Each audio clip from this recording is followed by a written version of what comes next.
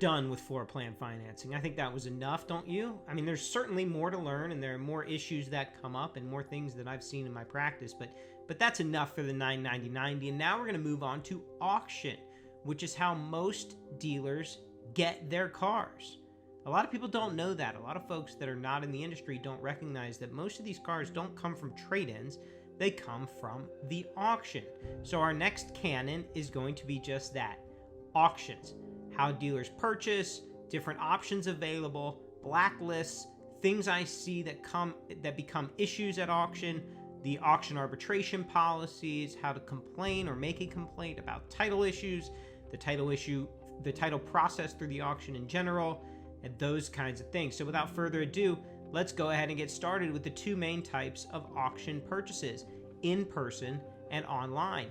Most auctions, I would say probably all, though I don't know all, I'm sure there are a handful that don't, but most auctions at this point have an online version available of their auction. So dealer doesn't have to leave their desk to actually bid on or buy a vehicle at the auction.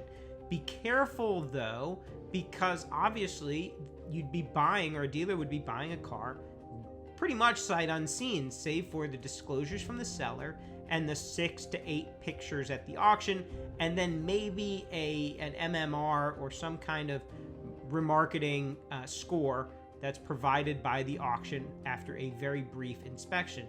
These things are really hard to rely on. A lot of dealers do rely on them, sometimes to their own detriment, sometimes to their benefit, but it's not advisable for a dealer to initially begin by purchasing auction vehicles online. It's just dealers that are new to the game, it's a mistake to just sight unseen buy cars. It's really for the experts or for buyers. A lot of dealers will have buyers that will do this for them, or will at least appear at the auction to inspect a car and take a look at it. Now, very experienced dealers that know what to look out for may buy online.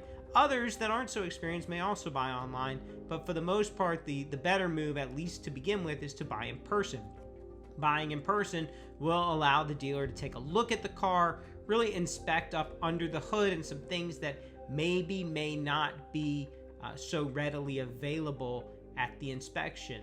So that's the basics though of purchase. It's either online or in person.